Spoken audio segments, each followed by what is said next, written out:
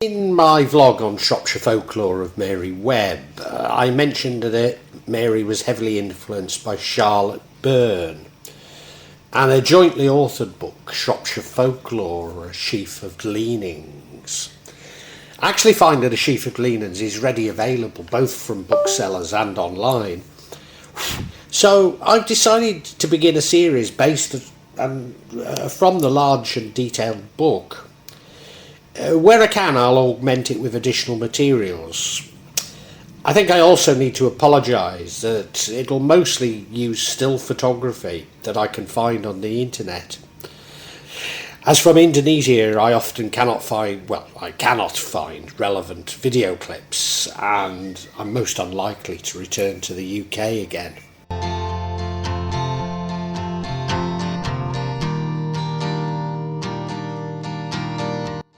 Charlotte Sophie Burne, or Lottie, 1850 to 1823. Charlotte was actually born just over the border in Staffordshire at Morton Vicarage. It's said that she inherited her interest in folklore from her mother, also called Charlotte Burne, but this time Charlotte Ann Burne, 1820 to 1893. Charlotte's father, Sambrook Thomas Higgins Burne, 1822 to 1861, was born into a wealthy Staffordshire family. He matriculated at Trinity College, Oxford, in 1841, but did not take a degree. But it would seem that he was disinherited by his father. He was assisted by his brother, the Reverend Thomas Burne, whom was the perpetual curate of Morton in Staffordshire. However, the family moved to Summerhill, Edgemond in Shropshire in 1854, having exhausted their welcome at the Morton Vicarage. And Lottie seems to make a big point of this, that she's finally living in Shropshire. But the truth is, all of these spaces I speak of are just running along the border of Shropshire and Staffordshire. They're very similar places, to be honest. Now, her father's said to have taken to shooting, hunting and drinking. In 1857 he was twice thrown from his horse, and as events surrounding it were somewhat taboo, it's fair to assume that he was drunk, but this led to his premature death in 1861. Lottie suffered a serious illness during her early years. Conditions of ill health and obesity would impede her physical well-being throughout her life. In 1875, Burne became friendly with Georgina Frederick Jackson, who was collecting material for a Shropshire workbook, 1879, and its companion work with the provisional title of Folklore Gleanings. Jackson's demise led Burne to take over her material, adding her own collection of tales to produce Shropshire Folklore, A Sheaf of Gleanings. This probably explains the claim that the book was jointly authored. In the 1890s, she resided at Pyebirch, Eccleshall, again in Staffordshire, where she collaborated with the local folklorist and folk song collector Miss Alice Annie Keary of Stoke-on-Trent. Together they spent 3 years, around 1890 to 93, collecting material locally in North Staffordshire. While a number of joint papers were published, Burne moved to Cheltenham somewhere around 1894, and the project failed to be realised in a book form. She became the first female president of the Folklore Society, 1909 to 1911, and indeed was active in the Folklore Society for some 40 years.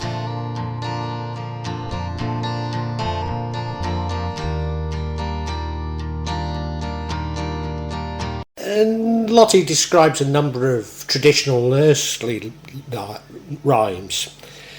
There are so many that I have to say I have partial recollections of.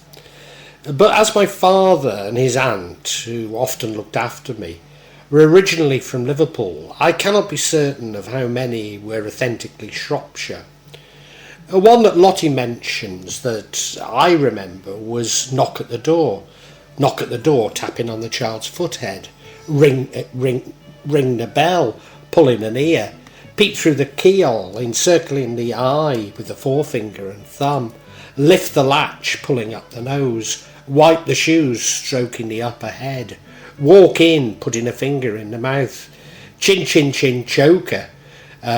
Chucking under the chin. Although really a game to determine who a girl would marry, both genders would repeat tinker, tailor, soldier, sailor, rich man, poor man, beggarman, thief. Often it was repeated when pulling petals off a flower, especially a daisy, or counting the stones from prunes. Lottie suggests that the Muffin Man originates in Oswestry, but as it refers to Shrewsbury, I doubt if this was true. Indeed, I was always told that it was a traditional Shrewsbury rhyme. Do you know the Muffin Man? Do you know his name? Do you know the Muffin Man that lives in our lane? All around the Buttercross, up by St Giles's, up and down the Golden Shot, and call it Molly Miles's.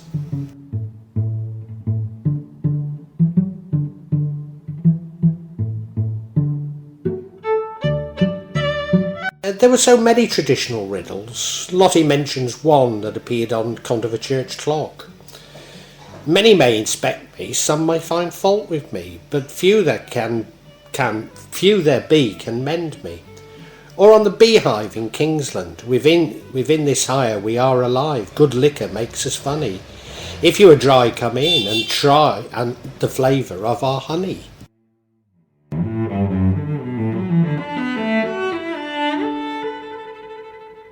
The epitaph of Thomas Davies' 1797 grave in Worthing churchyard said, "The world is a city full of crooked streets. Death makes the marketplace where all mankind must meet. If life was merchandise that men could buy, the rich would always live and the poor must die." Whilst in Astley Church an epitaph reads, "Many years I've seen and many things I've known. 5 kings, 2 queens, and a usurper on the throne. But now lie sleeping in the dust, and you, dear reader, shortly must." And now I've already mentioned before the story of the showman Robin Cadman, who fell to his death from St Mary's steeple in Shrewsbury. And a rhyme recorded this on his grave. Good night, poor Bob Cadman. Ton lived and died like a madman."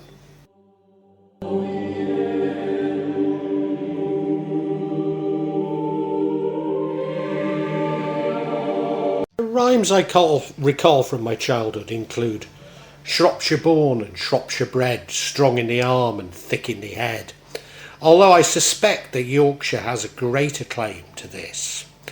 Another that is definitively Shropshire was, "You munna say dunna, it inna correct, and you canna say wanna, 'cause that inna right."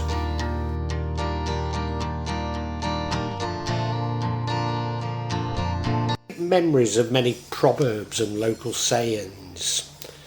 Local sayings that Lottie mentions that caught my eye include, "Dunna swear or they'll catch no fish." "There is more honesty in a penny than in £5. "Child's pig and daddy's bacon." "Don't throw your property out of the door with a spade while your husband is bringing it in through the window with a spoon." "It takes 2 blows to make a battle." "We never miss the water till the well one's dry." "Everyone to his liking," as an old woman said when she's kissed a cow. "When there's green frost," which meant never. "To draw the feathers across another's eyes," meaning to blind or deceive him. "To marry the midden for the muck," meaning to marry an undesirable person for money. Now, as this was told by my father, I always believed this to originate in Liverpool, along with "faint heart never won fat tart," meaning to be bold to achieve your desires, and to turn up your toes, meaning to kill you.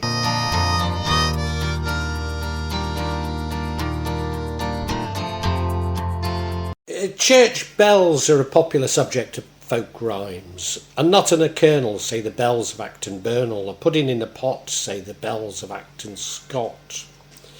I cannot be sure if I recall this, but I do the following as it mentions Condover. Pitcher and patch, say the bells of Old Atcham. Hold on to your shield, say the bells of Battlefield. Wristle, wrastle, say the bells of Bishop's Castle. Up seven and down Morve, say the bells of Bridgenorth. Roast beef and mutton, say the bells of Church Stretton. Hop, skip and run, say the bells of Clun. Say the bells of... Oh, I've missed one. Anyway, under and over, say the bells of Condover. A stick and a stone, say the bells of Headton. You're too fond of beer, say the bells of Ellesmere. Why don't you ring louder, say the bells of Hope Bowdler. Because we're beaten, say the bells of Eton. Butter, milk and whey, say the bells of Hope Say. An old lump of wood, say the bells of Lee Botwood. Roast goose and gander, say the bells of Longner. How dare you so, say the bells of Ludlow. Because I've a mind, say the bells of Lentwardine. We almost die, say the bells of Lidbury. An owl in a tree, say the bells of Nordbury. The crows on a tree, say the bells of Oswestry. Roast beef and be merry, say the bells of Shrewsbury. Itchy and scabby, say the bells of the Abbey. 3 naked lads, say the bells of St. Chad's. 3 silver pikelets, say the bells of St. Michael's. Buttercups and daisies, say the bells of St. Mary's. A boiling pot and stewing pan, say the bells of St. Julian. You're a rogue sartin, say the bells of St. Martin. Up the ridge and down the butt, say the bells of Smethcott. Roast beef and mutton, say the bells of Old Upton. Jack and Jim the tailors, having a rogue the ringer. Ivy, holly and mistletoe, say the bells of Wissentoe. Whilst the great bell of Shrewsbury Abbey, dedicated St. Mary and St. Winfred, was inscribed Sancta Renfrida Deo non comadria memento ut petita sao nos serat ab hostes commento prostige para qui quos convoco vigio Maria. St. Rinidfrid's relics lay enshrined in the Abbey church below, but the abbey itself was dedicated to St. Peter and St. Paul, and the parish church contained in it to the Holy Cross.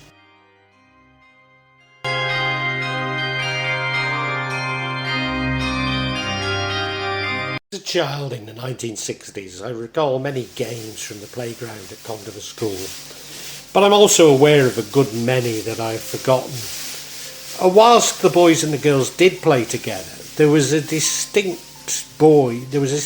between boys and girls' games. The boys' games were often more violent and involved a skill. Marbles and conkers being examples that come to mind.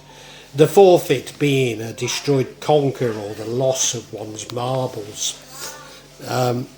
Sorry, in Shropshire, it probably means it everywhere, but in Shropshire it means it to lose one's mind. And I do literally mean just to lose a marble, not one's mind. A real favourite of my youth was What's the Time, Mr. Wolf? Whilst closer to a boys' game, it was enjoyed by both genders.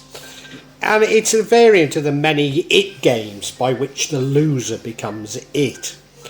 An original Mr. Wolf is selected and he turns his back on the other children. They then approach Mr. Wolf asking, "What's the time, Mr. Wolf?"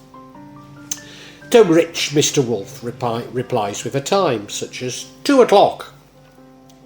But when Mr. Wolf says dinner time, he would chase the other children, with the one Mr. Wolf caught being the new Mr. Wolf. Whereas the girls' games tended to be more choral, often involving gatherings in a circle. All too often the girls' games involved some sort of forfeit, being some sort of personal contact, such as a kiss from the boy who got caught. As boys, we were loath to kiss the girls. I believe this to have been the main reason for the gender division within our games, but maybe there's something more primordial than that. Indeed, I recall a line of girls, arms linked, singing a ditty, coming for boys to play with them, but I also remembered being absolutely petrified of them. Lottie mentions one game in which she seems to describe the games played by girls in Condover, although I cannot be sure that it was actually one that was played. Lottie calls it Kiss the King. Two players pursue another one in and out of a ring, running under the uplifted arms of a player who compose it. The pursuer carefully keeping track of the pursued, as the right to kiss is forfeited if a mistake is made. Such a game involved a ring, were generally accompanied by a rhyme. One that Lottie mentions I certainly recall. A hunting we will go, a hunting we will go, we'll catch a little fish and put him in a dish and never let him go.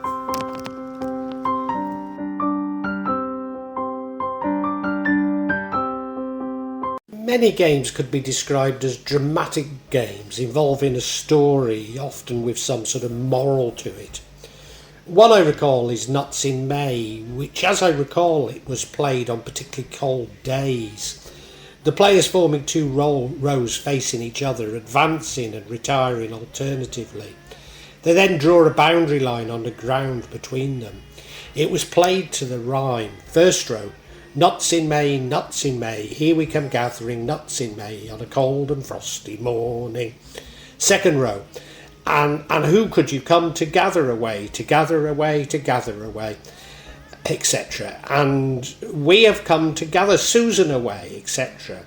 And who will yon fetch her away? First row, we'll send Roger to fetch her away. The two players' names stand with their feet touching on the boundary line and pull against each other, assisted by those behind it, till the attacking party have succeeded or failed in dragging the named player they ask for to the other side. Although Lottie doesn't mention it, I seem to remember Nuts in May was somehow related to workhouse residents picking oakum. Another which seems to have a strong Shrewsbury connection was Bull in the Barn, a part of Shrewsbury's Mount district. The players form a ring, one player in the middle called the Bull, one outside called the King. A Bull, where's the key to the barn door? Chorus, go to the next door neighbour. King, she left the key in the church door. Bull, steel or iron. The bull then forces themselves outside the ring, and whomever they catch becomes the new bull. Another I fondly recall was said before Christmas. Christmas is a-coming, the geese are getting fat. Please put a penny in the old man's hat. If you haven't got a penny, a halfpenny will do. If you haven't got a halfpenny, then God bless you. I seem to recall it being played in the playground at Condover School. Boys and girls would form a line and hold hands raised in the air. The couple at the back would then dance under the raised hands until they reached the front. This was repeated until the God bless you was reached, at which point the hands came down, capturing the last couple. I'm not sure this meant that they were... I'm sure that this meant that they were now it. But I cannot recall the forfeit. Maybe a kiss.